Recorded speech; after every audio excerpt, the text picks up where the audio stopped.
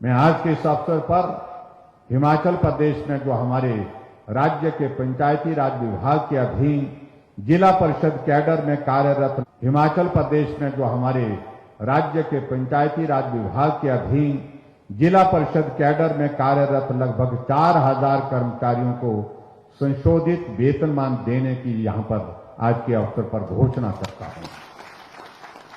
और उसी तरह से पंचायत चौकीदार पंचायत में बहुत महत्वपूर्ण सेवाएं दे रहे हैं, इसलिए हर साल उनके मानदेय में वृद्धि की जाती है और हमारी सरकार ने इस वर्ष के बजट में पंचायत चौकीदार के मानदेय में 900 रुपए की जो प्रतिमाह की वृद्धि की है, जो आज तक की सबसे ज्यादा वृद्धि है।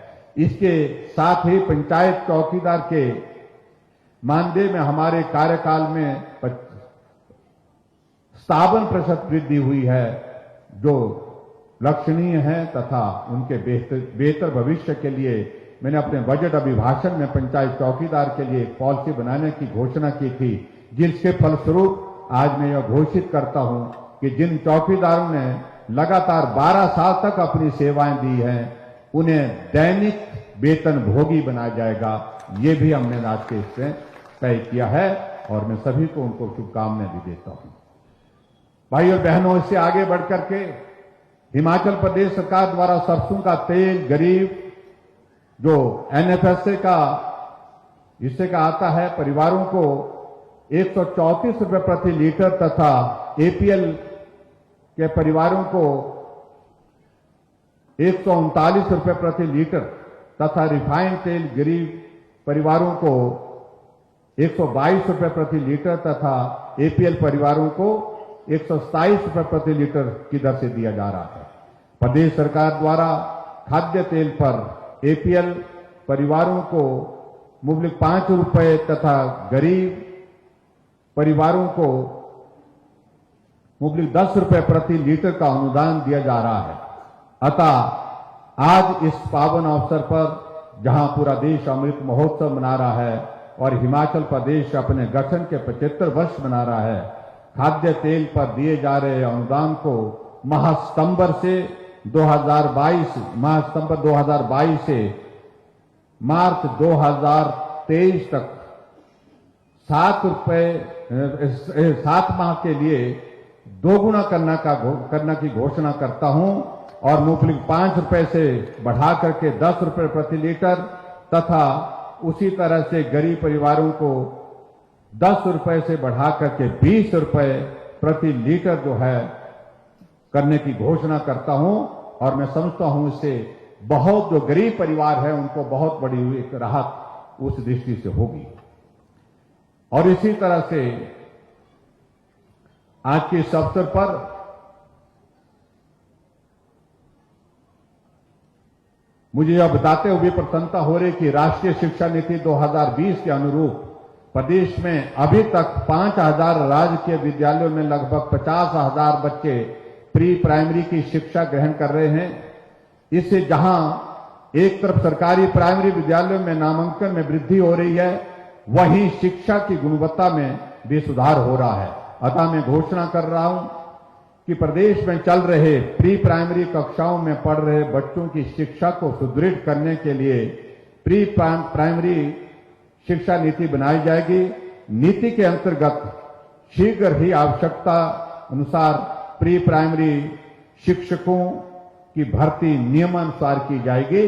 इस बात के लिए भी मैं आज घोषणा करता हूं। जो एनटीटी के हमारी बहनें हैं उन्होंने बहुत इस बात के लिए बहुत जोर से आग्रह भी किया था। और इसी प्रकार से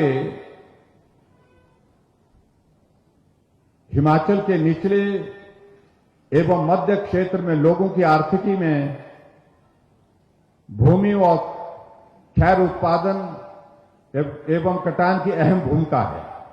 किसान अपने परिश्रम से अपनी जमीन पर वृक्षों का संवर्धन संरक्षण कर रहे हैं ताकि इसका लाभ उन्हें मिल सके। खैर के दोहन के लिए अभी 10 वर्षीय फैलिंग प्रोग्राम के कारण किसान को 10 साल की प्रतीक्षा करनी पड़ती है तथा काटने हेतु अत्यंत जटिल प्रक्रिया का सामना करना पड़ता है। जिस वजह से किसान को जरूरत के समय खैर विक्रय के फलस्वरूप वित्तीय लाभ नहीं हो पाता है। किसान हितैषी प्रदेश सरकार ने इन कठिनाइयों को ध्यान में रखते हुए निजी भूमि से खैर कटान की प्रक्रिया को सरलीकरण करने का निर्णय लिया है, जिसके अनुसार अब किसानों को 10 वर्ष की प्रक्रिया की प्रतीक्षा नहीं करनी पड़ेगी तथा आवश्यकता अनुसार बाजार में खैर बेच पाएंगे। प्रदेश सरकार द्वारा किसानों के हित में पहले से ही वृक्षों की 19 प्रजातियों को 10 वर्षीय कार्यकाल से बाहर किया जा चुका है तथा अब यह निर्णय लिया गया है कि खैर को भी 10 वर्षीय कार्य प्रणाली से बाहर निकाला जाए।